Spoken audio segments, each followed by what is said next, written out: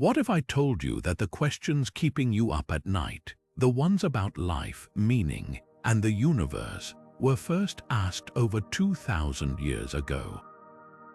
Know thyself, whispered the ancient Greeks, carving those words into the temple of Apollo at Delphi.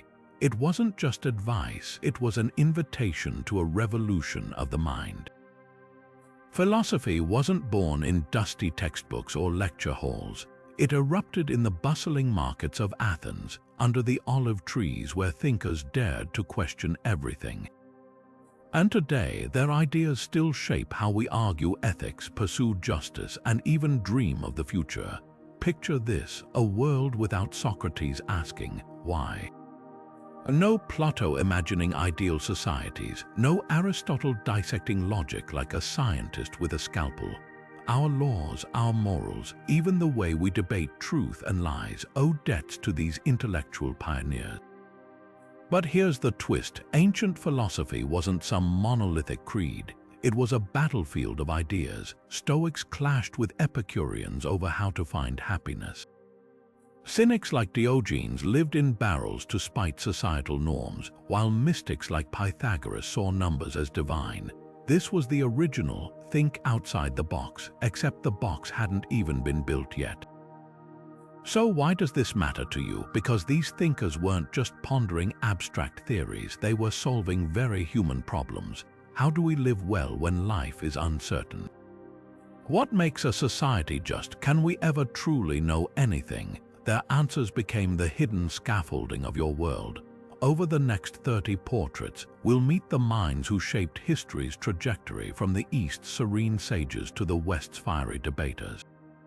Some names will be familiar, others startlingly overlooked, but each one cracked open a door that still stands ajar, waiting for you to step through.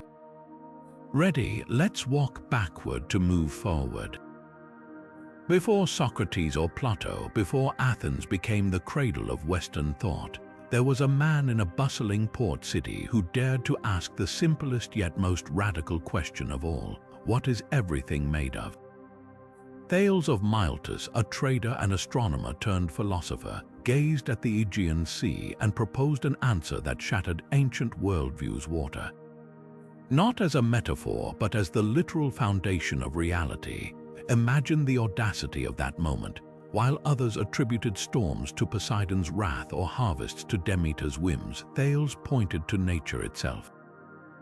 He watched the Nile flood and nourish the land, saw how moisture transformed seeds into crops, and realized water could take solid, liquid, and gaseous forms. To him, this wasn't just observation, it was revelation. The universe, he argued, wasn't controlled by capricious gods but operated by principles humans could unravel. But Thales didn't stop there. His curiosity was a spark that ignited entire fields of study. He measured pyramids by their shadows, calculated the distance of ships at sea using triangulation, and even predicted a solar eclipse that stopped a war. These weren't party tricks, they were the birth pangs of scientific thinking. Geometry, once a practical tool for surveying land, became under his guidance a language of universal truths. His most enduring legacy, though, wasn't a single discovery but a method, the relentless pursuit of natural explanations. When Anaximander, his student, proposed an infinite cosmic substance called the boundless, and Anaximenes argued for air as the primal element, they weren't contradicting Thales, they were extending his revolution. What makes Thales remarkable isn't that he got everything right, even he'd laugh at the idea of water as the ultimate answer. It's that he taught humanity to stop fearing the unknown and start interrogating it. His real breakthrough wasn't a theory, it was a posture, to stand at the edge of the known world, squint into the chaos and whisper, "Let's find out." If Thales taught us to question the physical world, Pythagoras revealed its hidden music. Born on the island of Samos around 570 BC, this philosopher-mathematician didn't just study numbers, he worshipped them as divine. To him, the universe wasn't a chaos to be tamed, but a symphony to be decoded. Most know him for the theorem bearing his name, the one about right-angled triangles, but that scrap of geometry was just a ripple in his ocean of thought. For Pythagoras, numbers weren't mere tools, they were the architects of reality. Picture his secretive school in Croton, where initiates swore oaths of silence and studied in whispers. Here, mathematics mingled with mysticism. Students learned that musical harmonies obeyed precise ratios. Pluck a string at half its length, and the pitch jumps an octave. This wasn't just physics, it was metaphysics. Pythagoras claimed planets orbiting Earth hummed at mathematical frequencies, an idea later called the harmony of the spheres.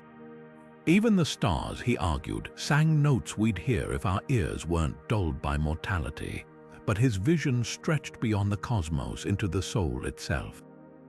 Crushing a bean, he warned, could be murder because Pythagoras believed souls cycled endlessly through rebirth, migrating from humans to animals and back.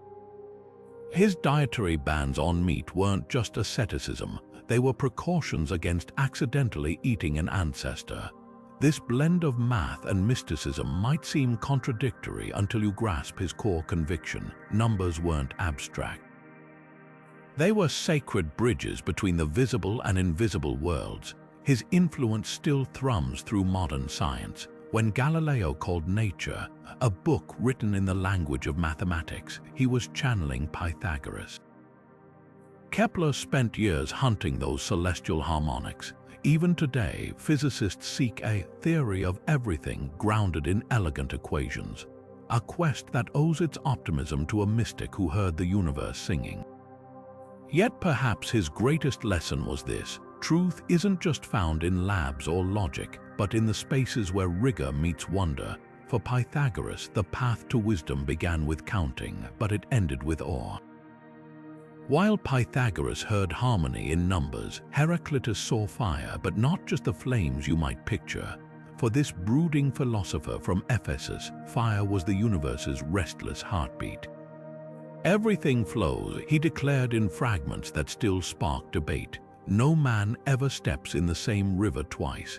But unlike Thales' water or unexamined air, Heraclitus's fire wasn't just a substance, it was transformation itself. Picture a candle flame, constant yet ever-changing, consuming and renewing in the same breath. That, to Heraclitus, was reality's core. His genius lay in spotting paradoxes where others saw stability. Day needs night, he argued. Health means nothing without sickness. Even the bow's strength depends on the tension between its ends. These weren't contradictions to resolve, but truths to embrace. Modern minds might recognize this as dialectical thinking centuries before Hegel, but Heraclitus wrapped it in riddles. The way up and down are one and the same, he'd say, leaving listeners to wrestle with the idea that opposites define each other. The Stoics later seized on his concept of logos, the rational principle governing the cosmos, while Plato twisted his river metaphor into a theory of fleeting sensory illusions. Nietzsche would crown him the philosopher of becoming, a counterpoint to Parmenides' static being, yet Heraclitus might have scoffed at such reverence. Known as the Obscure for his deliberate ambiguity, he wrote like a poet composing thunderbolts. Character is fate. War is the father of all. Each phrase was a puzzle demanding active engagement, not passive acceptance. What makes him timeless isn't just his ideas, but his method. Where others built systems, Heraclitus offered sparks. He didn't want disciples who memorized, he sought collaborators who thought. In an age craving certainty, his embrace of flux feels unnervingly modern. After all, don't we now accept that even atoms are mostly empty space, that species evolve, that civilizations rise and fall? Heraclitus didn't just predict change, he reveled in it, finding not chaos but a hidden order in life's unceasing dance. While Heraclitus saw a universe forever in motion, Parmenides of Elea stood at the opposite shore, gazing into what he believed was the true stillness beneath the surface. Imagine a world where every change, every falling leaf, every shifting shadow is nothing but a trick of the senses. That was Parmenides' startling vision, laid out in his cryptic poem on nature. Where earlier thinkers debated what reality was made of, he asked something far more radical: can anything truly change at all? His answer rewrote the rules of philosophy. Reality, he argued, isn't the swirling chaos we perceive, but a single, unchanging, eternal unity. Picture a perfect sphere, no gaps, no flaws, no here or there existing outside time. In this realm, nothing comes or goes, nothing is born or dies. What we call change is just our faulty senses lying to us. To grasp this, Parmenides wielded logic like a scalpel. If something is, it cannot not be. Non-existence is unimaginable, so reality must be full, complete, and frozen in a single moment forever. This wasn't just abstract musing, it was a direct challenge to Heraclitus's river. If everything flows, Parmenides countered, then nothing can truly be. How can we speak of knowledge if the ground keeps shifting beneath our feet? His poem, delivered as a goddess's revelation, split the world in two: the deceptive realm of human perception, doxa, and the unchanging truth of being, aletheia. The moon's phases, the seasons turn, even your own aging, all mere illusions masking reality's static core. Plato would later fold this idea into his theory of forms, those perfect, eternal blueprints behind our flickering world. But Parmenides' real legacy was methodological. He didn't observe nature, he reasoned his way past it, proving philosophy could defy common sense. Centuries later, Einstein's block universe, where time is a fixed dimension, would echo his vision. Yet there's irony here. The man who denied change ended up changing everything. By demanding thinkers choose between flux and permanence, he forced philosophy to grow up to question not just the answers, but the very questions themselves. Empedocles didn't just study the elements, he sang them into existence. Born in Acrogas, Sicily, around 490 BCE, this philosopher-poet wielded verse like a scalpel, dissecting reality into four primordial roots: earth, air, fire, and water. But these weren't static ingredients. In his hands they danced to the rhythm of cosmic forces: love, the unifier, weaving them together, and strife, the divider, tearing them apart. Imagine a vast cosmic cycle where creation and destruction weren't opposites but partners in an eternal waltz. When love dominated, elements fused into harmonious wholes: trees, animals, even human souls. When strife surged, everything shattered back into chaos, only to reunite again. This wasn't just physics, it was a love story written in stardust, yet Empedocles' genius spilled beyond cosmology. Peering into the natural world, he proposed ideas that wouldn't find scientific footing for millennia. He speculated that plants had sexes, that light traveled at a measurable speed, and that adaptation, not divine whim, shaped life's diversity. In one startling passage, he described limbs and organs wandering the earth before love assembled them into creatures. Some scholars see here a crude premonition of evolution, centuries before Darwin. But perhaps his boldest claim was personal. In his poem Purifications, he revealed a shocking past. I have been a boy, a girl, a bush, a bird, a mute fish leaping from the sea. Reincarnation for Empedocles wasn't metaphor but memory. His soul, like the elements themselves, cycled through forms, punished for ancient sins until purified by philosophical insight. This wasn't mere mysticism, it was an ethical compass. If you could become your enemy in another life, how could cruelty ever be justified? His end, as legendary as his life, blurred myth and history.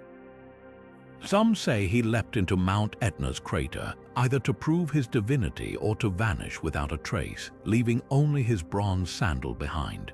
Whether suicide or symbolic ascent, it cemented his legacy. A thinker who refused to separate science from spirit, who saw the universe as both laboratory and temple. Even Plato, who mocked his elemental theory, couldn't resist borrowing his imagery. Today, when we speak of chemistry between people or a spark of inspiration, we're whispering fragments of Empedocles' fiery, poetic vision, proof that some ideas never stop evolving. Anaxagoras didn't just demote the gods, he fired them from their cosmic jobs. Arriving in Athens from Clazomni around 460 BCE, this philosopher dared to strip the heavens of their divinity with a claim that scandalized ancient Greece. The sun wasn't Apollo's chariot but a molten rock, larger than the Peloponnese, and the moon merely reflected its light. This wasn't just astronomy, it was heresy. Charged with impiety and exiled, Anaxagoras paid the price for his blasphemous clarity. Yet his real revolution wasn't in dethroning celestial gods, but in crowning a new ruler of the universe, nous or mind. Imagine a cosmic soup where everything bone, flesh, gold, starlight exists as infinitesimal seeds swirling in chaos. Anaxagoras proposed that nous, an infinite, immaterial intelligence, set this chaos spinning with perfect order. Unlike Thales' water or Empedocles' love, nous didn't mix with matter. It directed it like a conductor guiding an orchestra. Mind governs all things, he wrote, both the great and the small. This wasn't mere metaphor. When a tornado of dust forms a whirlwind or a scattered crowd becomes a marching army, Anaxagoras saw nous at work not as a puppeteer but as the silent architect of self-organization. His influence rippled far beyond cosmology. Socrates, reportedly enthralled by Anaxagoras' book, initially hoped to find explanations for human purpose in this cosmic mind.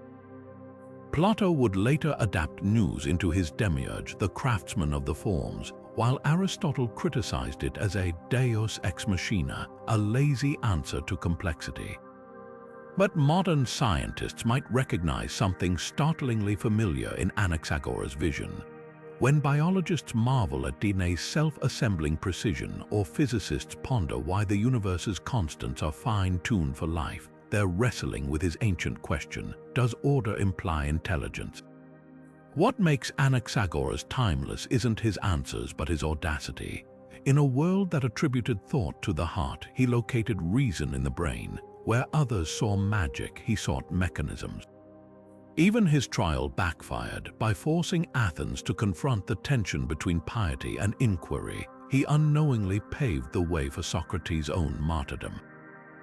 His legacy, a simple but radical notion: the universe isn't just alive, it's awake. Democritus of Abdera laughed where others trembled, not from folly but from seeing deeper into reality's fabric. While philosophers debated gods and elements, this 5th century BC thinker proposed something astonishing. The entire universe, from stars to souls, was built from invisible, indestructible particles he called atomos, meaning uncuttable. Picture a cosmic mosaic where every flower, every drop of rain, even your fleeting thoughts, are temporary arrangements of these eternal fragments dancing in empty space. This wasn't just an early guess at atomic theory, it was a radical divorce from superstition. No divine hands shaped the world, Democritus argued, only atoms colliding, combining, and separating in an infinite void governed by pure mechanics. His vision of materialism extended beyond physics into the human experience. Happiness, he claimed, wasn't a gift from the gods but a state of mind achieved through moderation and intellectual clarity. Joy and sorrow are atoms too, he might have said, explaining emotions as physical movements within the soul's delicate atomic structure. His ethics mirrored his cosmology. Just as atoms move freely in the void, humans flourish when free from excessive desires. The cheerful person, he wrote, acts rightly and sleeps soundly, a stark contrast to later ascetics who saw pleasure as sinful. What's staggering is how closely his intuitions foreshadowed modern science. When he described color as atomic texture, rough surfaces appearing dark, smooth ones bright, or claimed the soul's atoms were fine and fiery, he was hypothesizing property science would confirm millennia later. Even his notion of the void, ridiculed by Aristotle as impossible, resonates with quantum physics vacuum fluctuations. Yet history nearly erased him. Plato reportedly wanted all his books burned, and Aristotle's rejection of atomism delayed its acceptance for centuries. Democritus' real legacy lies in his fearless consistency. If reality is just atoms and void, then myths are human inventions, morality a practical compass, and death merely a rearrangement of particles. His laughter wasn't nihilism, it was liberation. To stare into the abyss and chuckle, not because life lacks meaning, but because meaning is ours to create from the ceaseless dance of the uncuttable. Protagoras didn't just teach rhetoric, he turned truth itself into a question mark. Striding into Athens around the mid-5th century BC, this philosopher from Abdera became the rock star of the Sophists, a group of traveling intellectuals who charged fees to teach the art of persuasion. But his most explosive idea, man is the measure of all things, at first glance it sounds empowering until you realize its radical implications. For Protagoras, there was no absolute truth, only individual perspectives shaping reality like a prism refracting light. If the wind feels cold to you but warm to me, he argued, both experiences are equally true. Truth wasn't discovered, it was created by human perception, culture, and debate. This wasn't just philosophical wordplay.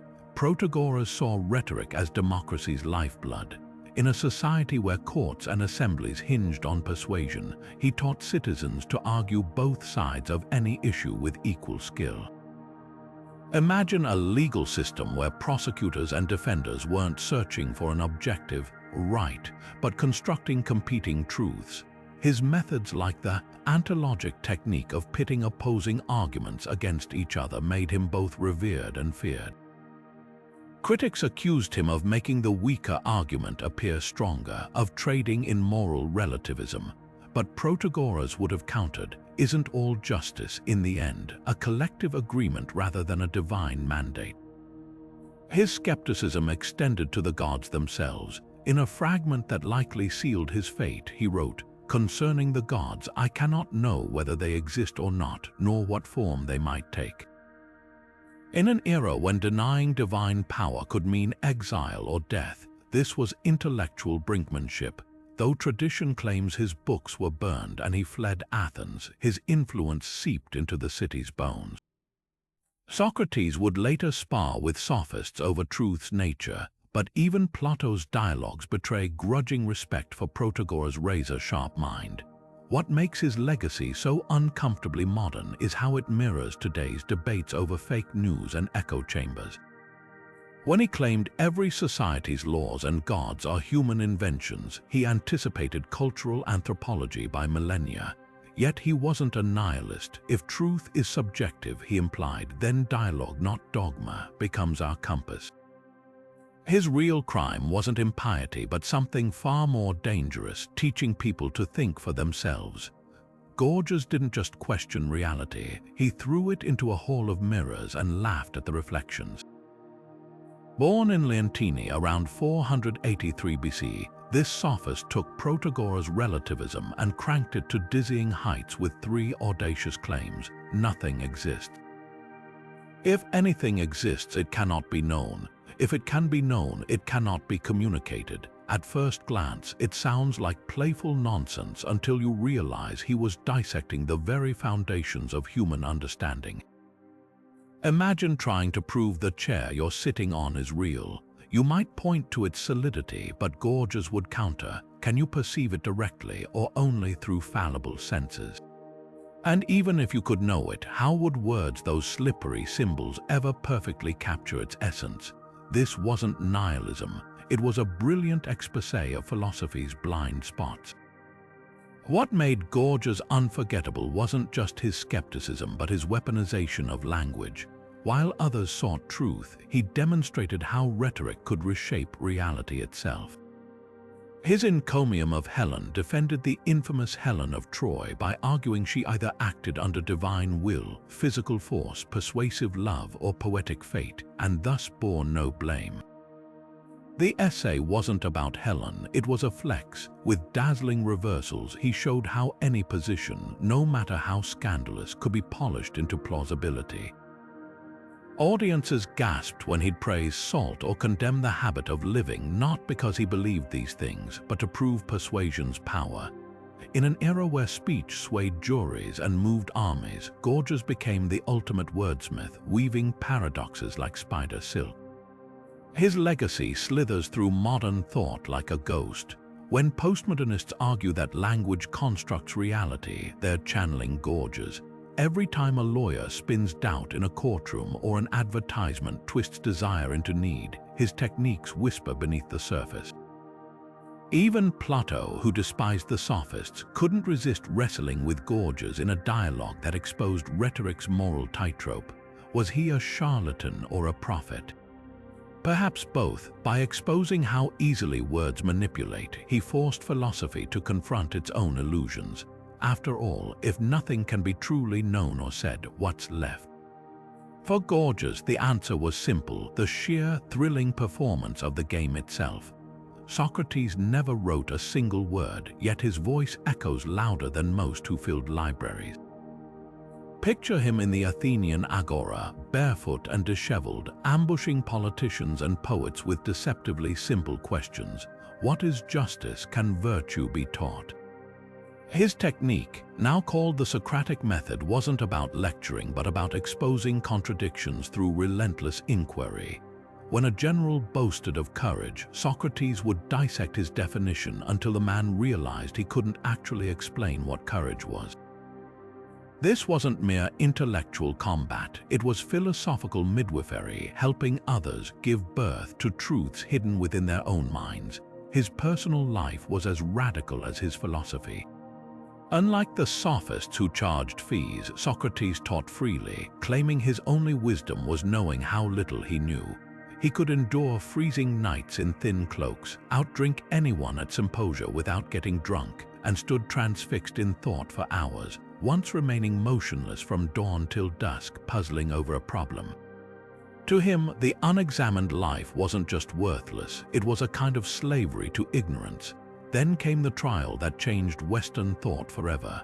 Accused of corrupting youth and impiety, Socrates faced a jury of 500 Athenians. His defense, a masterclass in integrity. He compared himself to a gadfly stinging a sluggish horse the Athenian state into wakefulness. Offered a chance to propose his own punishment, he suggested free meals for life as a public benefactor. The jury, insulted, sentenced him to death by hemlock. Even then, he refused to flee when given the chance, arguing that obeying laws, even unjust ones, was a moral duty. His final hours, spent discussing the immortality of the soul with grieving disciples, became philosophy's defining martyrdom. What makes Socrates the father of Western philosophy isn't any specific doctrine but his way of thinking. By shifting focus from nature to human ethics, he made philosophy practical. Every time a professor prompts students with "What do you mean by that?" or a scientist questions assumptions, they're channeling his spirit. Plato, his most famous student, would immortalize him as the protagonist in dialogues that shaped 2 millennia of thought. Yet the real Socrates remains elusive, a whisper behind history's curtain, still asking us the only question that matters: how should we live? Plato didn't just inherit Socrates' legacy, he launched it into the stratosphere of human thought. Picture Athens in the 4th century BCE, still reeling from the execution of its most infamous philosopher, when a young aristocrat named Aristotle, nicknamed Plato for his broad shoulders, began writing dialogues that would immortalize his teacher's voice. But these weren't mere transcripts, they were intellectual time bombs. Take the theory of forms, his most revolutionary idea. Imagine a world where every tree, every chair, every act of justice you've ever seen is just a flickering shadow. Behind them, Plato argued, lie perfect, eternal blueprints: the real tree, the true chair, the unchanging form of justice existing in a realm beyond our senses. This wasn't just metaphysics, it was a declaration that reality as we know it is a knockoff of something far grander. Then came the allegory that seared his name into history: the cave. Prisoners chained since birth, mistaking shadows on a wall for reality, until one breaks free and stumbles into sunlight. The shock of true sight burns at first, just as philosophical enlightenment disrupts comfortable ignorance. The twist: the enlightened one's duty isn't to bask in knowledge but to return to the cave and liberate others, no matter how violently they resist. Here, Plato fused epistemology with ethics, suggesting that wisdom isn't a privilege but a responsibility.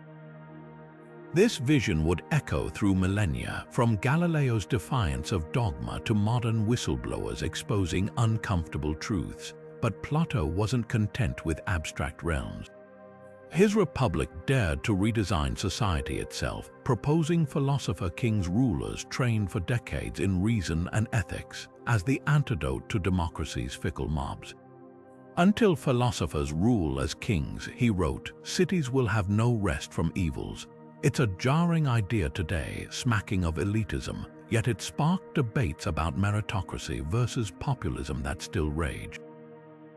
His academy, the Western world's first university, became a laboratory for these ideas, where students like Aristotle learned to dissect logic like biologists dissect specimens. What makes Plato inescapable isn't just his ideas but his method. By writing in dialogues, he turned philosophy into a living conversation, full of dead ends and sudden breakthroughs. Even when Socrates dismantled an argument, the reader felt the thrill of the chase.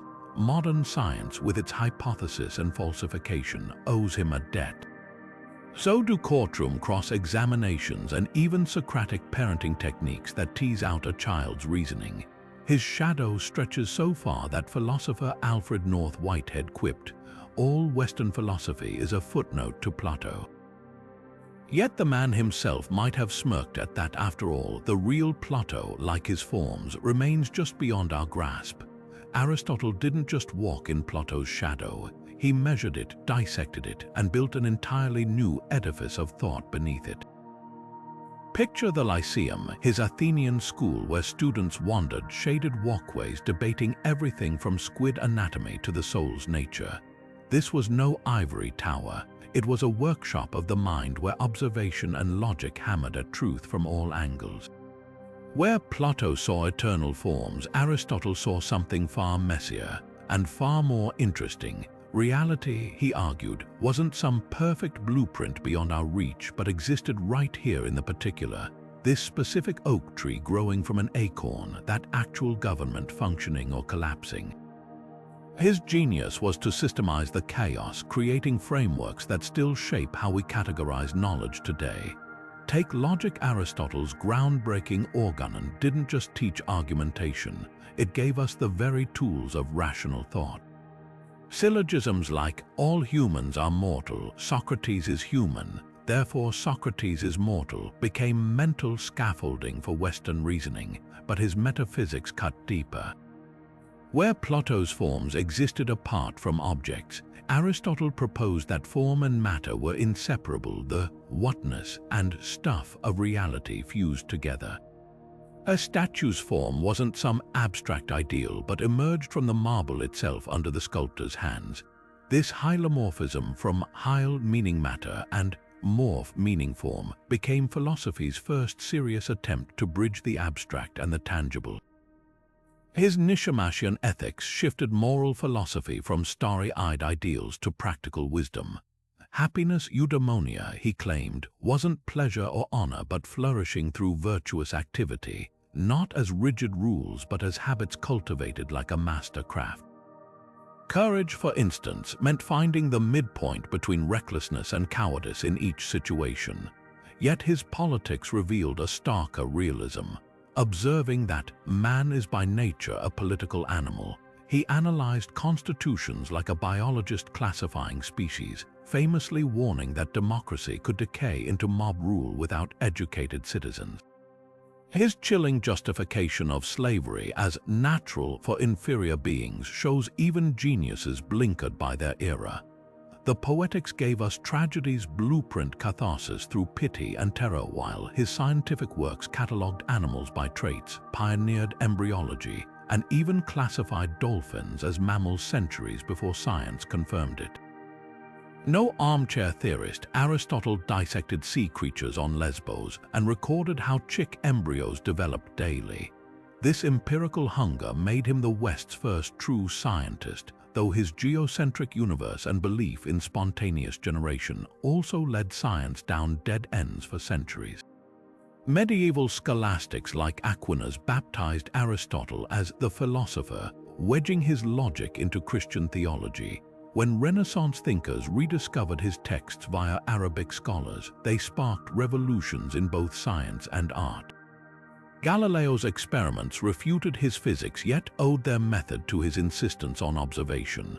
Modern virtue ethicists still wrestle with his ideas about character, while biologists chuckle at his claim that men have more teeth than women, a rare case where the great classifier didn't bother counting. The ultimate pragmatist, Aristotle taught that wisdom begins with wonder but demands rigor. Where his teacher Plato sought escape from the cave, Aristotle wanted to map its walls, catalogue its echoes, and perhaps, just perhaps, find a way to build something better inside it. 2 millennia later, his fingerprints remain on everything from your logic circuits to your ethics textbooks, proving that the best way to honor a master isn't to worship their answers, but to sharpen their questions. Diogenes didn't just reject Athenian society, he mocked it from inside a barrel. While philosophers debated ideals in marble halls, this 4th century BC cynic lived like a stray dog, the origin of cynic, from kainikos, meaning dog-like by choice. Picture him shuffling through Athens with a lantern in broad daylight, peering at faces and declaring he was searching for an honest man. The stunt wasn't just theater, it was a slap to a culture obsessed with reputation over integrity. When Plato defined humans as featherless bipeds, Diogenes plucked a chicken, stormed the academy, and tossed it onto the lecture floor with a smirk. Behold Plato's man. His point, definitions were useless if they didn't reflect reality's messy truths. His most legendary clash came with Alexander the Great. As the conqueror loomed over his barrel offering any gift, Diogenes replied, "Stand aside, you're blocking my son." Where others saw a god-king, he saw a man addicted to conquest, a distraction from the only true freedom, needing nothing. This wasn't rudeness but a live demonstration of cynic philosophy. Wealth, power, even social niceties were chains. Real autonomy meant paring life to its bones, sleeping in temples, eating raw squid in the marketplace, masturbating publicly to show natural act shouldn't shame us. Each act was a grenade tossed at hypocrisy, yet beneath the shock tactics lay a serious ethical core. Diogenes believed civilization's rules warped human nature. We chase status and stuff, he argued, while ignoring simple happiness available to anyone. When he saw a child drink from cupped hands, he smashed his own clay cup, realizing even that was an unnecessary bow to convention. His radical self-sufficiency foreshadowed later Stoic thought, but without the Stoics' restraint. Where Seneca wrote polished letters about poverty from his villa, Diogenes lived it, proving philosophy wasn't words but action. The cynic's legacy is a thorn in modernity's side. Every time someone rejects consumerism for minimalism or privileges authenticity over approval, they're walking a path Diogenes scuffed with his bare feet. He'd likely scoff at being called inspirational, but that's the irony. By refusing to be admired, he became unforgettable. A man who owned nothing yet exposed everything, the emptiness of our own dangling chains. Epicurus turned pleasure into a radical act of defiance, but not the kind you might expect. While history remembers him as the philosopher of hedonism, his definition of pleasure would disappoint anyone picturing orgies and feasts. For him, true happiness wasn't about adding delights but subtracting aches, the absence of hunger, the quieting of fear, the stillness of a mind unshaken by superstition. Picture his garden, a tranquil refuge outside Athens where students of all classes, even enslaved people and women, scandalously included, gathered to study the art of living lightly. Here, simple meals of barley bread and cheese became feasts, not because they were extravagant, but because they were enough. his philosophy rested on two revolutionary pillars. First, his atomic theory, borrowed from Democritus but sharpened, claimed everything, even the soul, was temporary clusters of atoms destined to dissolve. Death, then, was nothing to fear, merely a return to the cosmic scatter from which we came. When we exist, death is not present, he wrote, and when death is present, we no longer exist. This wasn't nihilism but liberation, an invitation to stop trembling before myths of eternal torment. Second, his advice to avoid politics wasn't apathy but strategy. Observing how public life bred anxiety and compromise, Epicurus argued for cultivating private friendships instead. His garden wasn't just a school, it was a living experiment in self-sufficiency, where disciples learned to savor subtle joys: conversation, the shade of a tree, the absence of toothache. Modern minds might recognize this as an ancient blueprint for mindfulness, a call to notice the quiet moments between life's storms, the greatest irony. His name became synonymous with indulgence, thanks to later critics who twisted his teachings. The real Epicurus warned against overeating, excessive drinking, and romantic entanglements, not because they were sinful, but because they inevitably led to discomfort. Even desire needed pruning. If you wish to make Pythagoras rich, he quipped, do not give him more money, reduce his desires.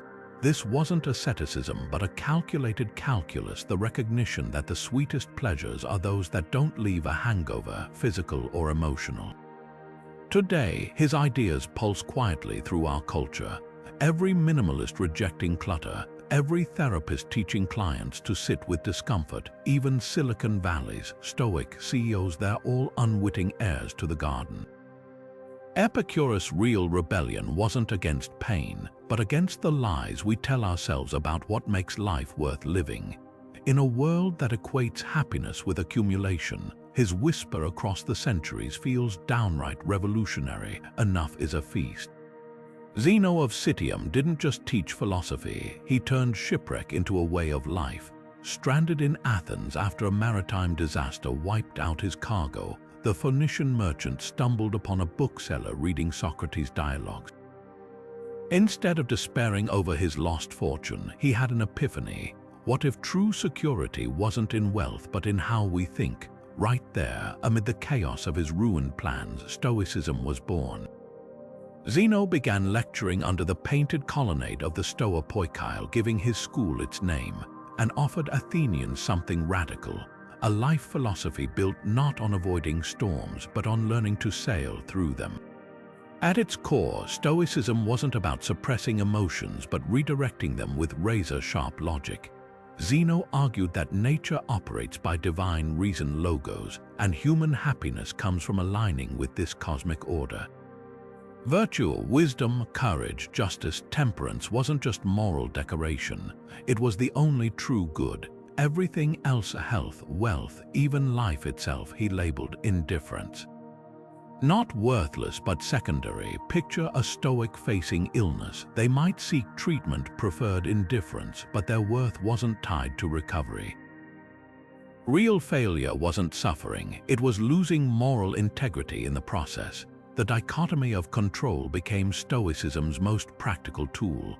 Zeno split the world into two categories: what we control, our judgments, desires, and actions, and what we don't, external events, others' opinions, even our own bodies. The secret to tranquility: pouring energy solely into the first bucket. When his students fretted over gossip, he'd challenge them. Can you force mouths to stay shut? No, then why let their words dictate your peace? This wasn't passivity but fierce focus, like an archer who can control their aim but not the wind. Roman heavyweights would later polish Zeno's framework into survival manuals for turbulent times. Seneca, the playwright-statesman, wrote letters on turning adversity into fuel. Epictetus, the enslaved-turned teacher, reframed obstacles as training. Marcus Aurelius, the emperor, scribbled reminders to himself about ruling justly amid plague and war. Each borrowed Zeno's original insight: that freedom isn't about rearranging the world to suit us, but about mastering our inner world to meet anything. Modern therapy's love affair with cognitive behavioral techniques owes Zeno a quiet debt. When psychologists teach clients to reframe thoughts or focus on actionable responses, they're channeling his ancient toolkit. Even the mantra, "control what you can," echoes Stoic exercises. But Zeno's real triumph was proving philosophy isn't just for lecture halls, it's for shipwrecks, sickness, and sleepless nights.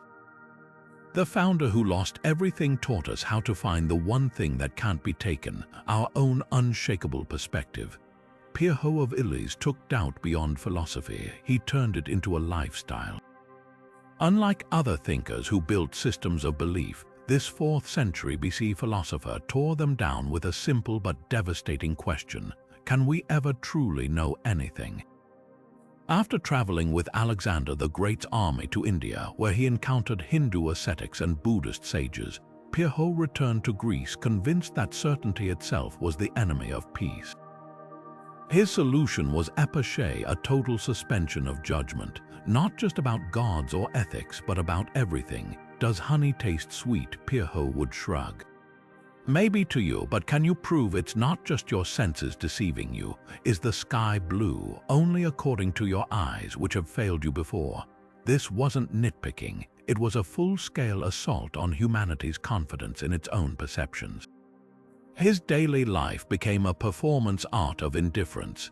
Legends claim he'd walk past cliffs without flinching, let stray dogs eat his dinner, and once kept talking while his cart careened off the road, not out of bravery, but because he refused to affirm that danger was objectively real. His followers, nicknamed Pirhonists, took this further, arguing that since no belief could be proven, the wisest path was to withhold assent entirely. Imagine sitting through a thunderstorm and genuinely not concluding it's dangerous, not because you're fearless, but because you've accepted that even danger might just be a story we tell ourselves. Yet beneath the theatrics lay a profound therapeutic aim. Pirho noticed how suffering springs from clinging to opinions, the fervent belief that something is good or bad. By practicing radical doubt, he sought ataraxia, a tranquility untouched by life's roller coaster. If you don't assert that wealth is desirable or poverty awful, their arrival or departure can't unsettle you. It's not that Pirho denied reality, he just acknowledged that our interpretations of it are hopelessly subjective. A modern psychologist might recognize this as a precursor to cognitive distancing, the practice of observing thoughts without buying into them. His legacy flickers through philosophy like a shadow. The skeptics of Plato's Academy adopted his methods to dismantle dogmatic claims. Centuries later, Michel de Montaigne borrowed Pirho's doubt to question European arrogance about savages. Even David Hume's argument that all knowledge stems from unreliable senses owes him a debt. The irony, Pirho's refusal to assert truths birthed one of philosophy's most enduring tools, the systematic doubt that keeps science and philosophy honest. He'd likely chuckle at the paradox: the man who doubted everything accidentally gave us a way to test what we think we know.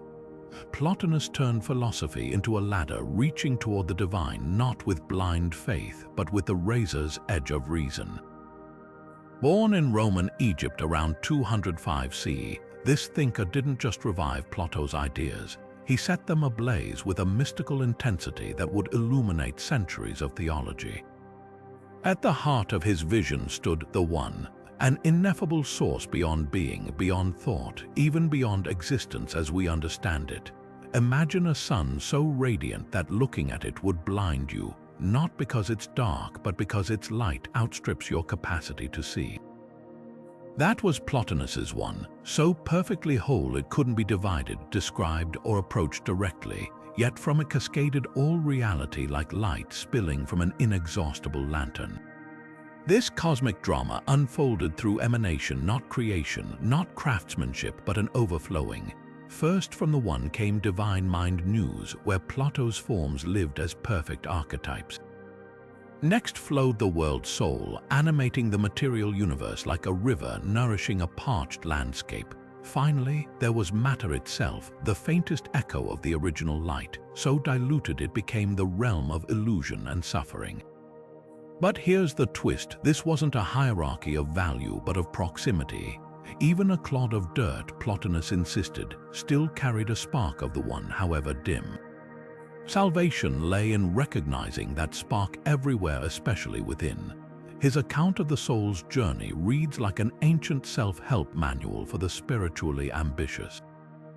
Through philosophy, meditation, and sheer longing eros, the soul could reverse its descent into matter, stripping away illusions like layers of grime from a statue.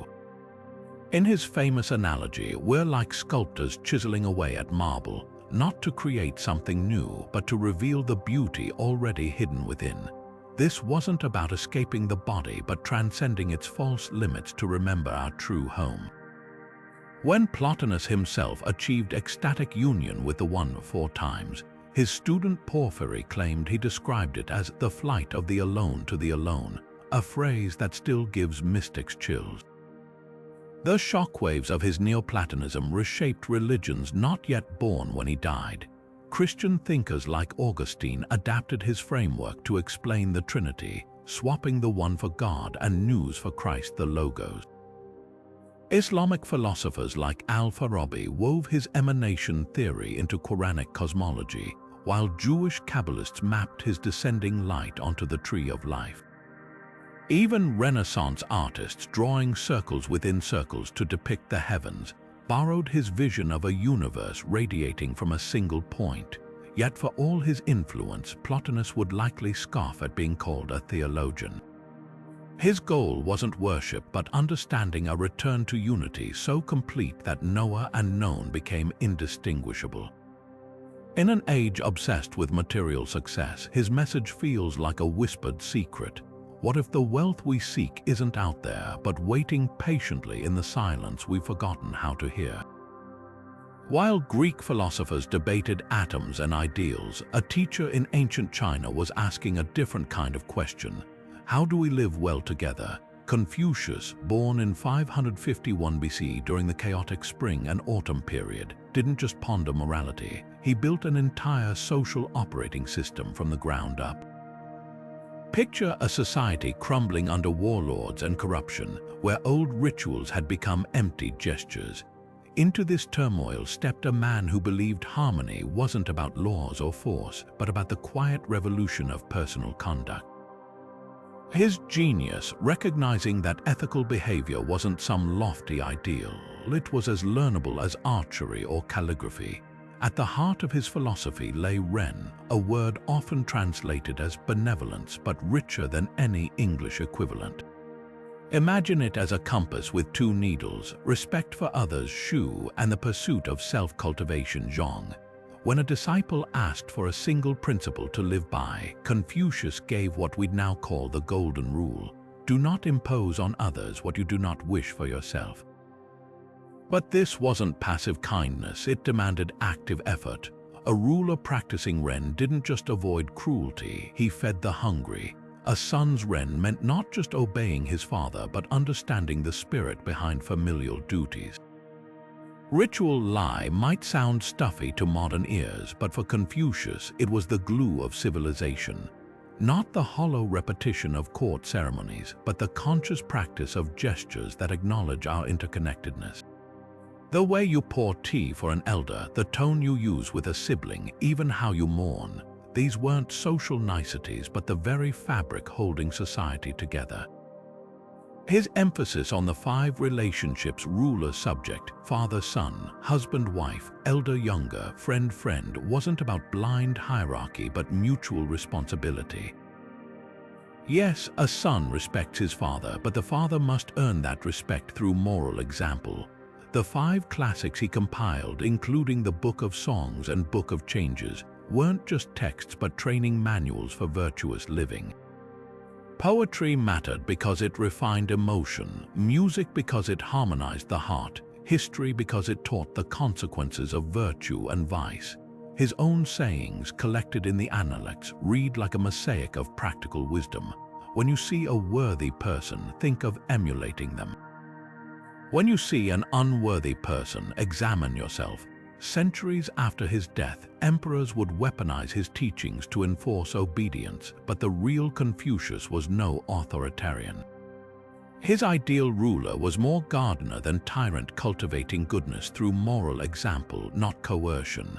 When asked how to govern, he said, "Lead them with virtue and align them with ritual, and they will have a sense of shame and fulfill their roles." In other words, transform society by transforming individuals first. Today, his fingerprints linger wherever East meets West, in Singapore's meritocratic civil service, in Korean corporate hierarchies, even in global business etiquette guides. But perhaps his most enduring lesson is this: civilization isn't built on grand theories or force, but on the daily practice of treating each interaction as sacred.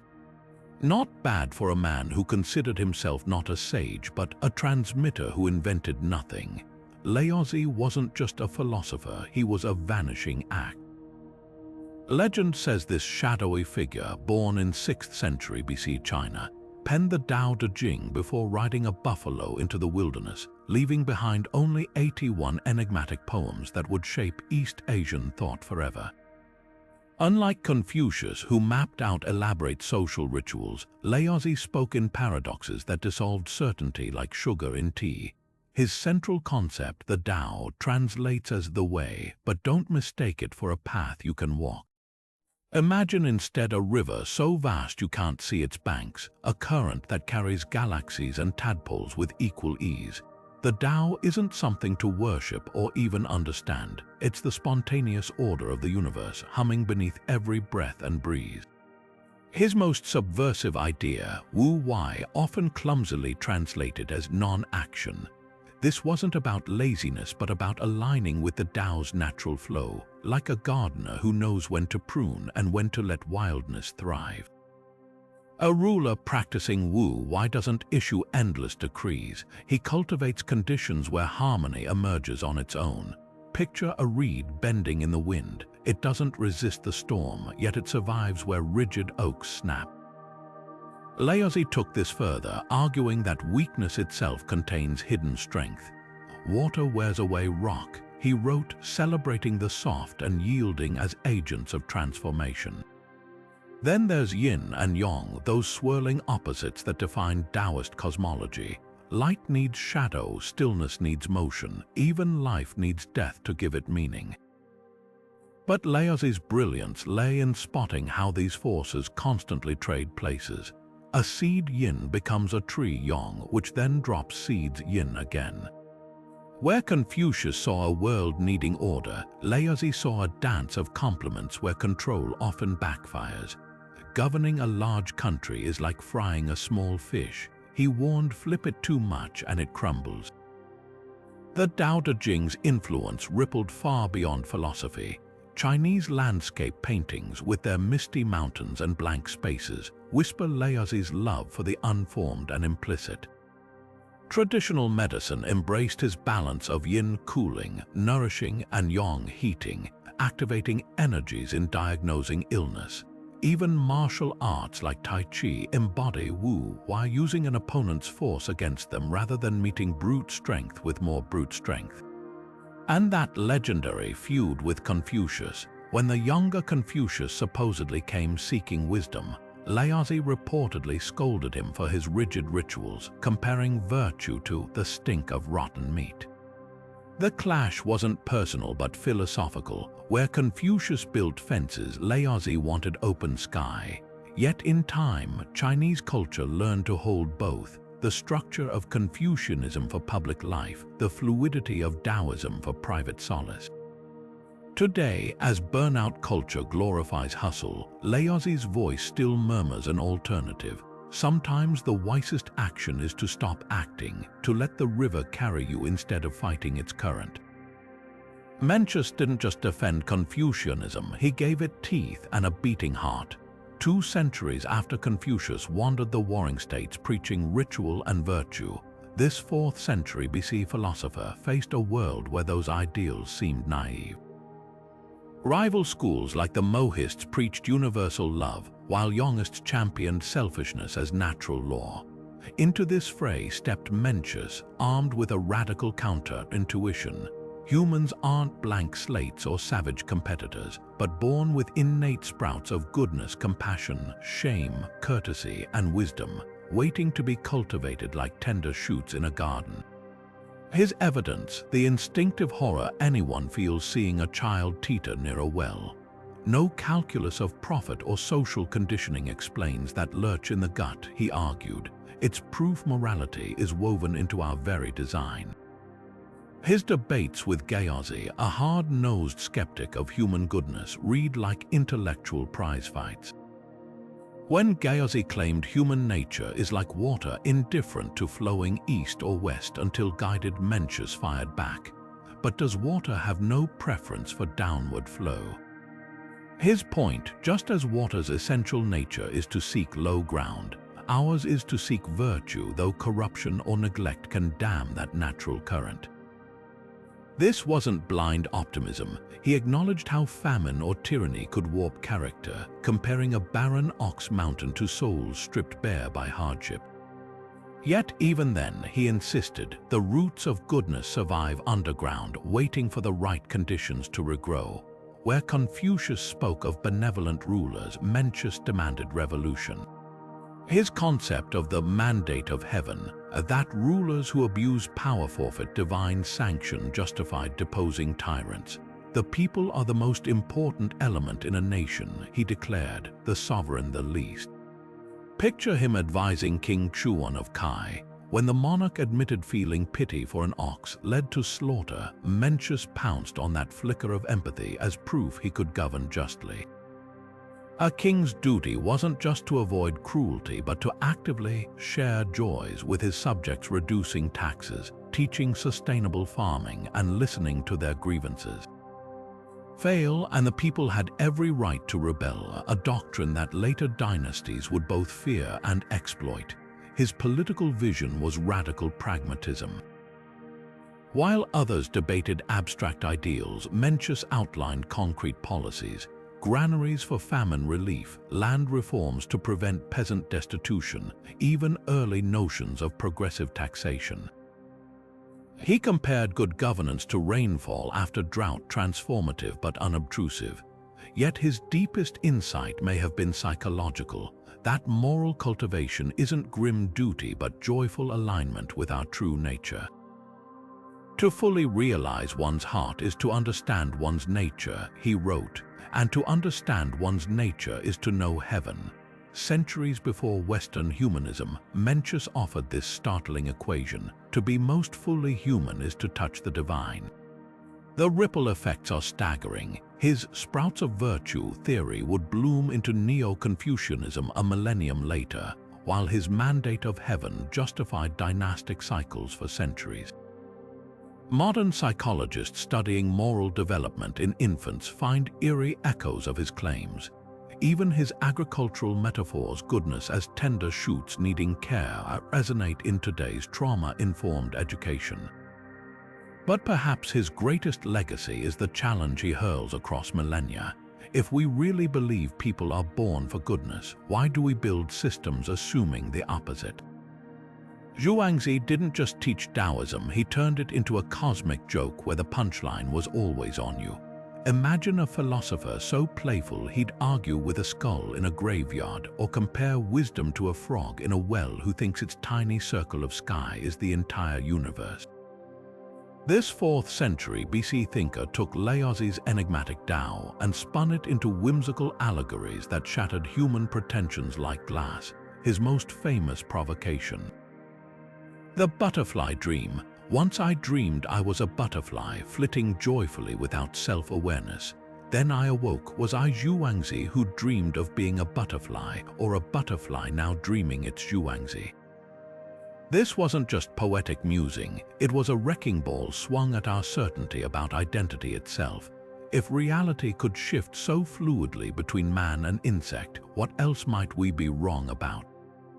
His critiques of logic were even more ruthless. While Western philosophers like Aristotle were busy building syllogisms, Zhuangzi exposed their brittle foundations with glee. Take his story of the monkeys and their keeper. When told they'd get 3 chestnuts in the morning and 4 at night, the monkeys raged. But when the offer flipped, 4 in the morning, 3 at night, they rejoiced. Same nuts, different framing. His point: human arguments are just as arbitrary, our truths as flimsy as primate preferences. Language itself, he warned, is a net that catches only what its holes allow, while the vast, slippery fish of reality swims right through. Yet Zhuangzi's relativism wasn't nihilism, it was liberation. By mocking rigid categories, right/wrong, big/small, life/death, he made space for spontaneity, Zuren, the art of moving through life like water finding its path. His ideal person wasn't a sage on a mountaintop, but a drunken bumbler who stumbles through accidents unharmed because they've surrendered all resistance. Picture a butcher whose blade never dulls because he slices between the joints rather than hacking at bone, a metaphor for effortless living. Even death, he joked, should be celebrated like a weary traveler finally going home. His legacy slithers through Eastern thought like a river undermining its own banks. Chan Zen Buddhism adopted his paradoxes to shock students into enlightenment. Modern ecology finds resonance in his vision of interconnectedness, where the 10,000 things thrive without hierarchy. Even quantum physicists chuckle at his prescience. If a butterfly's dream can destabilize reality, is it so different from Schrödinger's cat? But Zhuangzi's real gift was teaching us to laugh at our own seriousness. In a world obsessed with answers, he offered something better: the freedom to dance with the questions. If Mencius saw human nature as a garden of innate virtue, needing only sunlight to flourish, Zhuangzi peered into the same soil and saw weeds choking everything in sight. Born 3 centuries after Confucius in the bloody Warring States period, this pragmatic philosopher delivered one of history's most blistering rebuttals. Human nature isn't good, it's downright brutish. Picture infants clawing for food or villagers turning on each other during famine. That, to Zhuangzi, wasn't aberration but humanity stripped bare. People are born with a love of profit, he declared, with envy and hatred in their hearts. His evidence: leave children untrained and they'll grab and snarl like animals. Leave adults unchecked and society crumbles into violence. No romantic sprouts of goodness here, just raw desire demanding discipline. Yet Zhuangzi wasn't some cynical misanthrope. His grim diagnosis came with a radical prescription. If nature wires us for selfishness, culture must rewire us for harmony. Rituals weren't mere tradition, as Confucius taught, but life-saving tools, social scalpels to carve decency into stubborn flesh. When we bow to elders or share sacrificial meat, we're not expressing innate virtue but creating it through repetition. His analogy was as vivid as it was unsettling. Crooked wood must wait to be steamed and straightened before it becomes straight. Dull metal must wait to be wetted before it becomes sharp. Humanity, in other words, is raw material needing an artisan's forceful hand. This vision transformed Confucianism into something far more pragmatic and controversial. Where Mencius urged rulers to nurture their subjects' moral sprouts, Zhuangzi saw the need for sturdy fences. His ideal society resembled a well-run workshop, teachers as master craftsmen molding unruly students, laws as scaffolds propping up virtue until it could stand alone. Little wonder his pupils included Han Fei, future architect of legalism, the philosophy that would later justify Qin dynasty's iron-fisted rule, the twist. Zhuangzi himself rejected legalism's cruelty, insisting that transformation worked through persuasion, not just punishment. Rituals, he argued, train desire rather than crush it, turning greed into ambition and lust into familial duty. His legacy is a paradox wrapped in a contradiction. Though later Confucians canonized Mencius as the orthodox heir, it was Zhuangzi's harder-edged realism that often shaped actual governance. When Tang dynasty scholars revived Confucian civil service exams, they borrowed his emphasis on rigorous study. Modern educators might shudder at his comparison of students to twisted wood, Yet they echo his belief that habits, repeated acts of kindness, enforced fairness can rewire instincts. Even his pessimism resonates in an age of climate crises and social fractures, where appeals to innate goodness often crash against the rocks of self-interest. The ultimate irony, this supposed cynic had boundless faith in human potential, not as something we're born with, but as something we earn through struggle. His mantra could hang in every classroom today. Through accumulation of effort, one becomes a sage, not by nature's gift but by the sweat of our brows, the unlikeliest redemption story of all. Nagarjuna didn't just walk the middle path, he dissolved it beneath his feet, leaving philosophers teetering between existence and nothingness. Born in 2nd century India, this Buddhist master took the Buddha's rejection of extremes to dizzying heights with his Madhyamaka, or middle way, school. Picture a logician wielding emptiness shunyata like a scalpel, slicing through every metaphysical claim until even his own arguments collapsed under their weight. His weapon of choice, the tetraelma, a four-pronged dismantling tool that reduced all propositions to absurdity. Is the world real? No, because nothing exists independently. Is it unreal? No, because experience persists. Is it both? That's a contradiction. Is it neither? Then language fails. With each stroke, Nagarjuna exposed the hollowness of clinging to any position, even Buddhist ones. At the heart of his philosophy lay dependent origination, the idea that nothing exists inherently, only in relation to other things. A flame isn't fundamentally flame. It's a temporary dance of heat, wick, and oxygen. Apply this to identity, time, or morality, and the solid world becomes a shimmering mirage. But here's the twist: emptiness wasn't nihilism. Nagarjuna compared it to a snake mistaken for a rope in the dark, realizing the error doesn't erase the rope, just our delusion. His famous declaration, "Emptiness is the medicine for all views, but if one clings to emptiness, it's like swallowing poison," warned against turning skepticism into yet another dogma. The ripple effects were seismic. Mahayana Buddhism embraced his framework to explain compassion. If all beings are empty of fixed selves, helping others is as natural as a hand soothing a wounded arm. Tibetan monks later adapted his logic for debate, using his reductio ad absurdum prasanga to dismantle opponents' positions. Even modern physics finds eerie parallels. Quantum particles, flickering between existence and non-existence, mirror his vision of reality as dynamic interplay.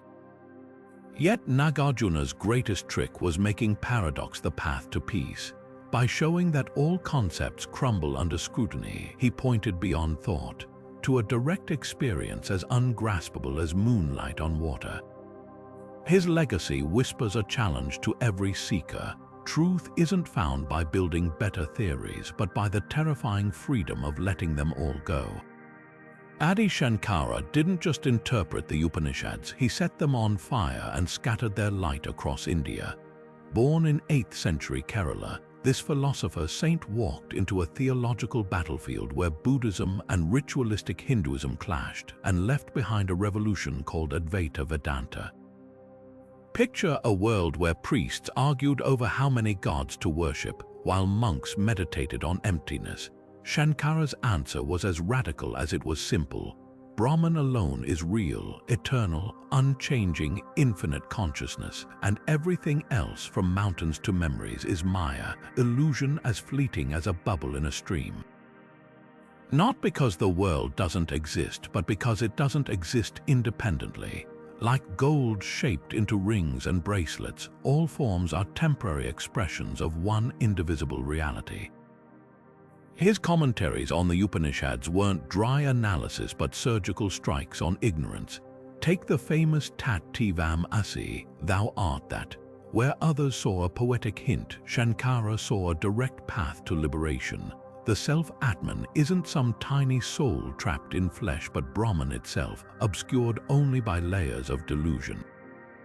To realize this wasn't intellectual gymnastics but Jivan Mukti, living freedom. Imagine waking from a dream where you were a beggar to remember you're a king. Shankara's philosophy promised that awakening here and now, but he didn't just preach, he debated. Traveling barefoot across India, he challenged Mimamsa ritualists who reduced religion to fire sacrifices and Buddhists who denied any permanent self. His showdown with Mandana Misra became legendary, a months-long duel where the loser Misra's wife served as referee would adopt the winner's tradition. When Shankara triumphed, it wasn't just victory but vindication. Hinduism could outthink its rivals without abandoning its roots, yet his genius lay in balance. While dismissing the material world as illusion, he composed ecstatic hymns to Shiva and Vishnu, built monasteries mathas across India, and standardized worship practices still used today. Why venerate gods if they're part of Maya? Because, Shankara argued, devotion dissolves the ego that blocks realization. Even illusion has purpose, like a teacher's chalkboard, necessary until the lesson clicks. Modern physics echoes his insights more than he'd ever guess. When quantum entanglement suggests particles aren't separate but deeply connected, or when neuroscientists struggle to locate a single self in the brain, they're stumbling toward Advaita's vision. But Shankara's real triumph was making the transcendent intimate. His legacy whispers, "You're not seeking truth, you are it, pretending to seek." While most Indian philosophy danced with gods and cosmic unity, the Carvaka school crashed the party with a sneer and a cup of wine.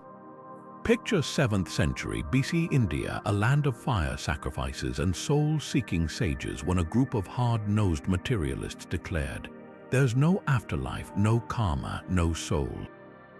Only what you can taste, touch, and measure is real." Their name might mean sweet talkers, but their philosophy was anything but sugary. The Carvakas didn't just doubt Vedic rituals, they mocked them as scams cooked up by priests to feast on offerings. Why chant hymns for future rewards when death obliterates consciousness like a flame snuffed out? While life is yours, live joyously, their lone surviving text advises. None can escape death's searching eye. This wasn't nihilism, it was liberation from what they saw as life's greatest con, trading present pleasure for imaginary cosmic brownie points. Their epistemology was brutally simple: perception alone grants truth. No mystical insights, no divine revelations, just the raw data of the senses. Imagine a Carvaka watching a yogi levitate. "Your eyes show a man hovering," they'd say, "but where's the proof it's not strings or tricks?" Even inference got the side eye unless rooted in observable cause and effect. Their razor-sharp skepticism sliced through Hindu and Buddhist metaphysics alike. Rebirth, mere folklore, moral absolutes, social constructs, the self.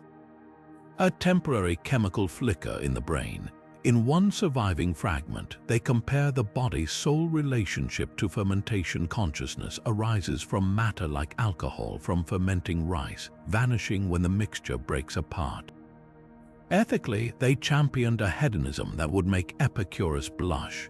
Not reckless indulgence, but a calculated pursuit of earthy joys, good food, art, lovemaking without guilt or celestial repercussions. Their critics painted them as orgiastic gluttons, but the Carvaka ideal was more nuanced. Pleasure wisely savored, suffering minimized, and society's moralistic chains shrugged off. A king cited in their texts embodies this ethos. When priests warn his generosity will earn heavenly rewards, he laughs. "I give because generosity feels good, not for some invisible bank account."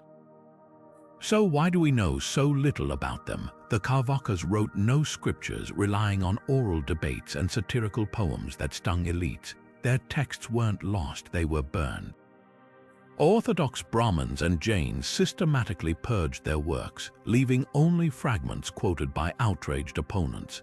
Even their founder, Brihaspati, is a shadowy figure, possibly invented to lend weight to their anti-establishment creed.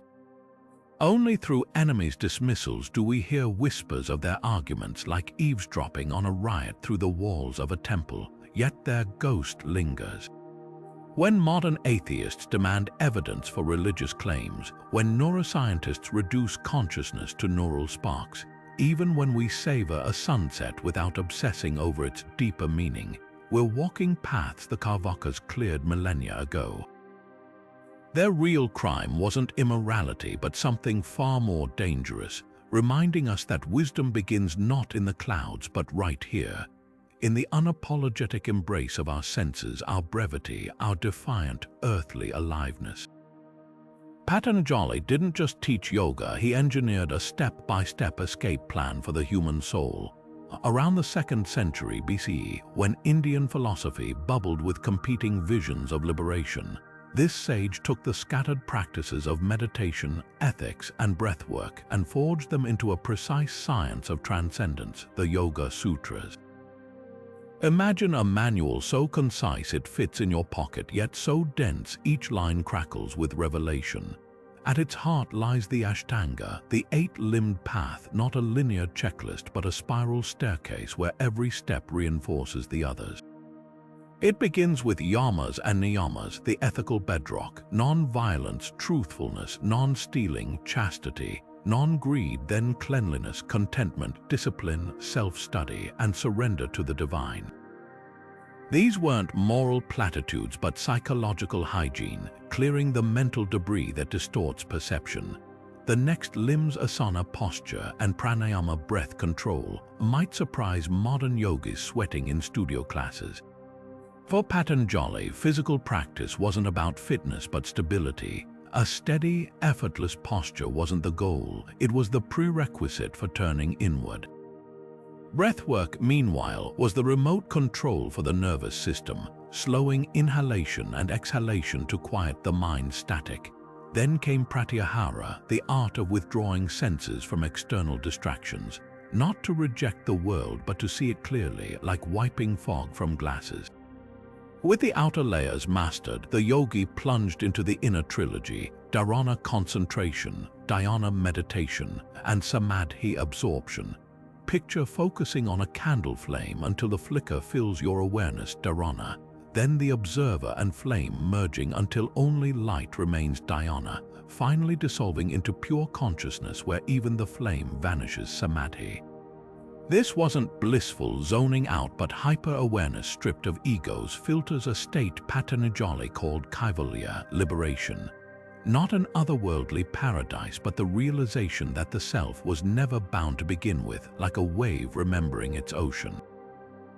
His metaphysics borrowed from Samkhya's dualism, Purusha, pure consciousness trapped by Prakriti, material nature, but added a game-changing twist, Ishvara, a divine archetype of untouched awareness.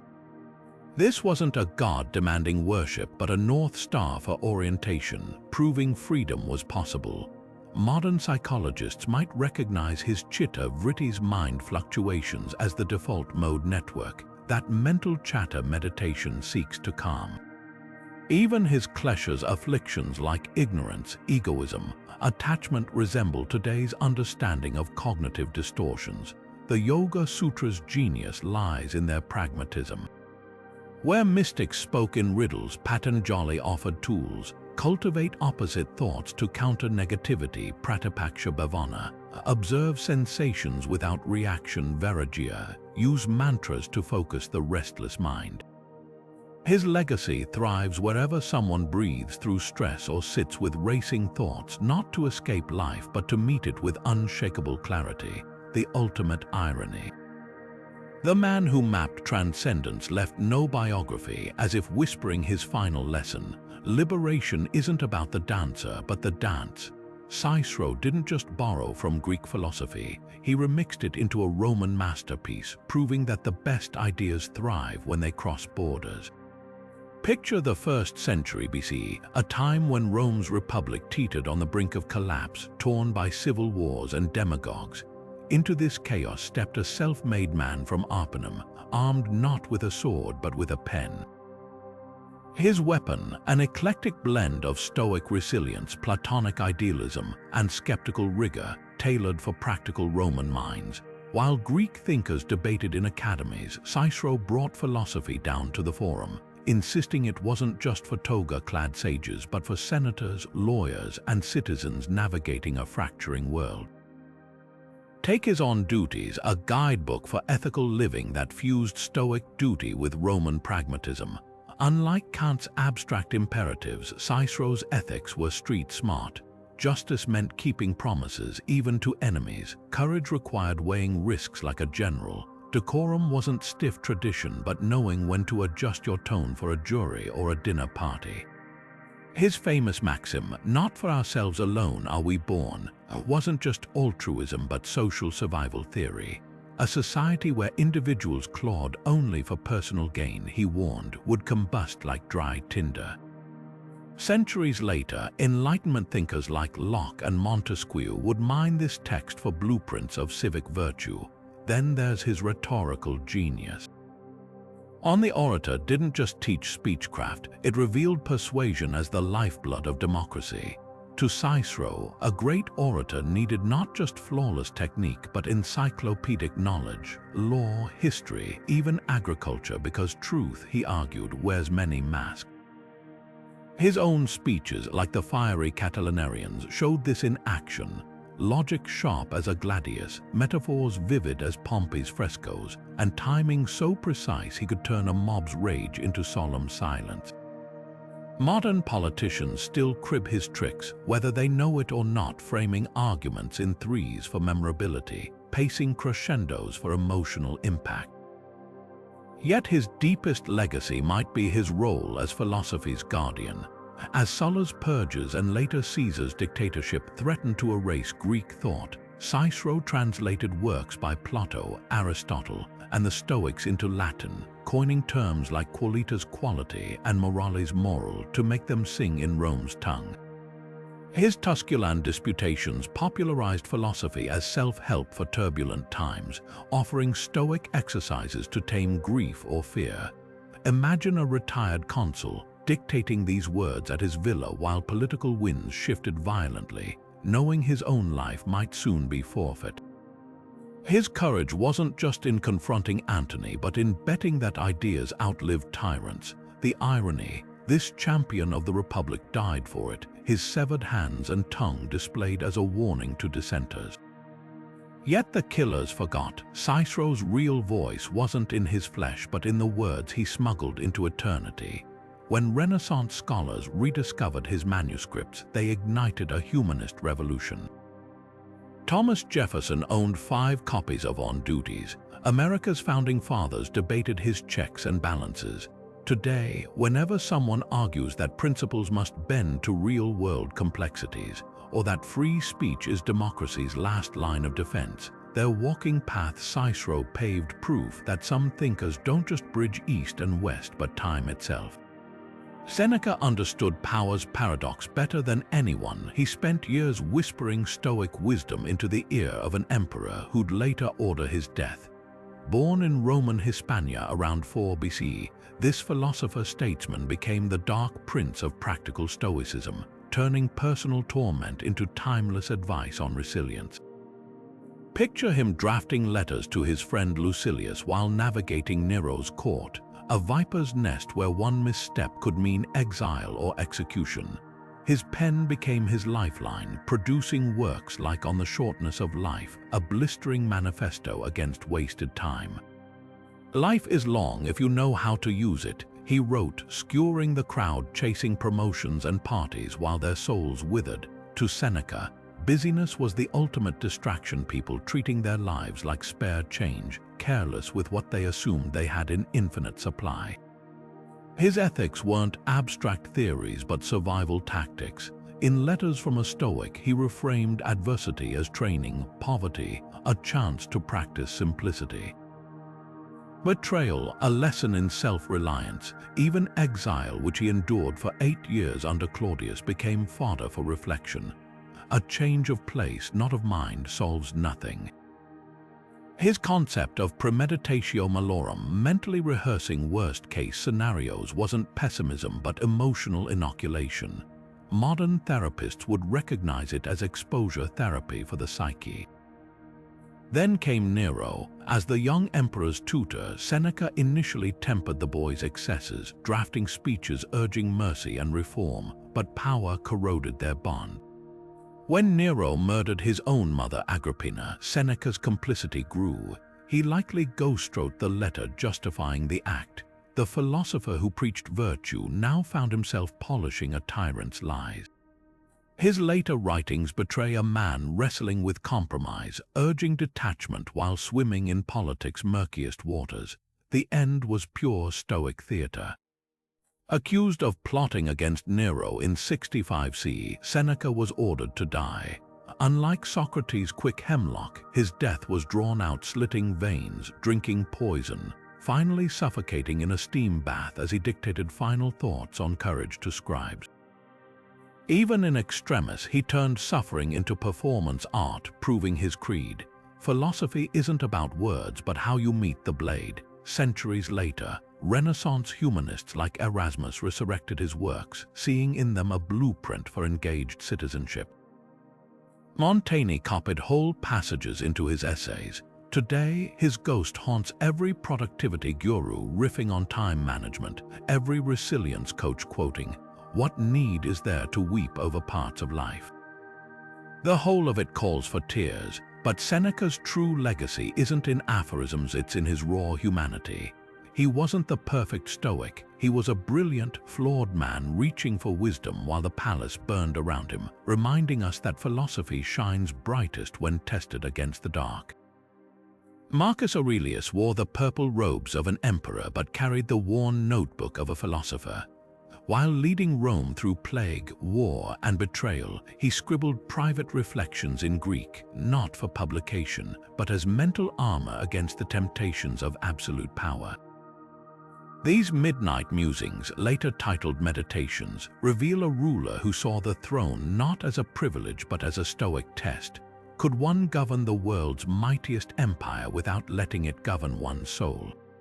His philosophical combat manual begins with gratitude, a litany of debts to mentors from his adoptive father Antoninus Pius, who taught him endurance without complaint, to the Stoic teacher Rusticus, who warned against empty rhetoric. Even as emperor, Aurelius practiced prosochere relentless self-awareness. Waste no more time arguing what a good man should be, he chided himself, be one. This wasn't vanity but vigilance. He knew power's honeyed poison could rot even the sturdiest character. Death shadows every page of Meditations, not as morbid obsession but as liberating clarity. You could leave life right now, he wrote at the front lines against Germanic tribes. Let that determine what you do and say, his antidote to imperial hubris. Memento mori, the practice of visualizing one's corpse fed to worms or burned to ash. Modern readers might balk, but Aurelius spun this into fierce urgency. If even emperors become dust, why grovel for praise or hoard wealth? What's startling is how he wielded Stoicism's tools amid genuine catastrophes. During the Antonine Plague, possibly smallpox that killed millions, including his co-emperor Lucius Verus, he penned, "The obstacle becomes the way." While quelling revolts, he reminded himself that anger was brief insanity. Even his wife Faustina's rumored infidelities became grist for philosophical mill. When another blames or hates you, approach their souls, look inward, and you'll see they're actually trying to help you. This wasn't naivety but psychological jujitsu, turning betrayal into resilience training. His vision of leadership still stings with relevance. Where modern politicians chase legacy, Aurelius dismissed fame as smoke. Governance to him meant service. Do your job without whining the public good is your only good. He redistributed wealth during famine, reformed slavery laws, and judged court cases personally, all while dismissing sycophants who called him sage. The irony, this philosopher king who doubted his impact shaped history precisely by ignoring posterity's gaze. The Meditations' raw intimacy makes them timeless. Unlike polished philosophical treatises, these are battlefield dispatches from the front lines of human frailty. When he repeats maxims like a mantra, it's not laziness but the grit of someone rewiring neural pathways under stress. Modern cognitive behavioral therapists would recognize his techniques: reframing adversity, interrogating irrational fears, practicing gratitude. Even his ecological musings, nature takes what's hers like a chef reclaiming Lent herbs, feels startlingly contemporary. Aurelius' death in 18C marked the end of Rome's golden age, but his notebooks, nearly lost to history, became Stoicism's secret weapon. Medieval monks preserved them by misattributing them to a saint. Enlightenment thinkers like Montesquieu smuggled his ideas into political theory. Today, his ghost whispers to soldiers, CEOs, and prisoners alike, not control the world, but your judgments about it. The emperor who never wanted disciples became the ultimate teacher precisely because he wrote not to preach, but to remind himself how not to drown. Hypatia of Alexandria was the kind of mind that comes along once in a millennium. A mathematician who mapped the heavens, a philosopher who dazzled students from across the Mediterranean, and a woman who commanded respect in a world where scholarship was overwhelmingly male. Born around 350 CE, she thrived in the turbulent final days of Alexandria's intellectual golden age, teaching Neoplatonist philosophy in the shadow of the Great Library, while adding her own luminous chapters to astronomy and geometry. Picture her lectures held not in secluded courtyards but in the city's bustling heart, drawing senators and scholars alike. Her commentaries on Ptolemy's Almagest and Diophantus' Arithmetica weren't just footnotes, they were breakthroughs that preserved and expanded Greek mathematical thought. She even designed an improved astrolabe, turning celestial navigation into something approaching an exact science. But Hypatia's true genius lay in synthesis. Where Plotinus had spun metaphysics into mystical ascent, she anchored Neoplatonism to empirical rigor. For her, the one wasn't just a metaphysical abstraction, it was the cosmic principle behind mathematical harmony, the reason why conic sections and planetary orbits obeyed elegant equations. Her classroom became a rare space where geometry and philosophy weren't rivals but two dialects of the same divine language. Students described her teaching style as electrifying, blending Socratic questioning with the precision of a lab demonstration. She didn't just lecture on Plato's forms, she illustrated them through geometric proofs, showing how triangles and spheres were glimpses of eternal perfection. The political tides of Alexandria, however, cared little for geometric purity. As Christianity's influence grew, the city's Bishop Cyril clashed with the secular governor Daoists, a former student of Hypatia's. Rumors swirled that her rationalist teachings were poisoning Daoists against the church. Then, in 415 CE, a mob of Cyril's supporters dragged her from her chariot, stripped her naked, and flayed her alive with broken pottery before burning her remains. The murder wasn't just personal, it was symbolic. With Hypatia's death, the last light of classical scholarship in Alexandria flickered out. Her legacy, though, refuses to be buried. During the Enlightenment, Voltaire weaponized her story to attack religious dogmatism. Feminist scholars reclaimed her as intellectual foremother, proving women had always belonged in philosophy's pantheon. Even the silver screen resurrected her in movies that, despite historical inaccuracies, capture her essence. A woman who insisted that reason and beauty were worth defending, even in a world turning against both. Today, when a young girl gazes at a geometry textbook or peers through a telescope, she's meeting Hypatia's unbroken gaze across 16 centuries, a silent pact between minds that refuse to be eclipsed. From the bustling markets of Athens, where Socrates questioned every assumption, to the quiet groves of China where Laozi praised the power of yielding, to the vibrant debates of India where Nagarjuna dissolved reality itself, these thinkers prove philosophy was never a monologue, but a chorus of voices spanning continents and centuries. What's astonishing isn't just their brilliance, but their radical diversity. The Stoics preached control over emotions while the Carvakas laughed and reached for another cup of wine. Plotinus ascended toward divine unity as Diogenes rolled naked in his barrel. Zhuangzi dreamed of butterflies, Hypatia calculated the stars, and Confucius rebuilt society one ritual at a time.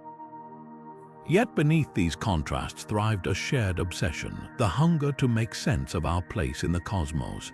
Their questions still shape us. Every time you wonder if your choices matter, you're walking with Aristotle pondering ethics. When you debate justice or power, you're standing beside Mencius challenging tyrants. Even modern science, with its atoms and quantum uncertainties, echoes Democritus and Nagarjuna across millennia. These ancients weren't relics, they were prototypes wrestling with versions of the same storms we face today. How do we live well in a chaotic world? What binds us together when ideologies divide? Can we ever truly know anything, or should we, like Pirho, embrace the freedom of doubt, the real tragedy? Most of us only meet these minds through fragments or second-hand summaries.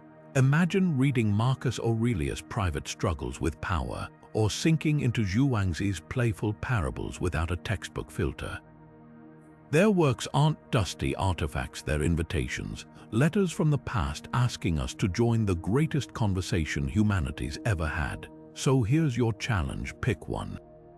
Just one. Let Thales dazzle you with his cosmic water, or Epictetus shock you with his defiance of circumstance. You'll quickly see philosophy isn't a subject.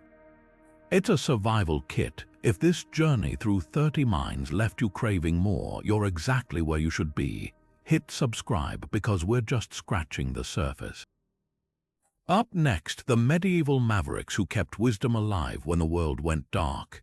Thinkers like Ibn Sina, Hildegard of Bingen, and Thomas Aquinas, who stitched ancient ideas into new tapestries.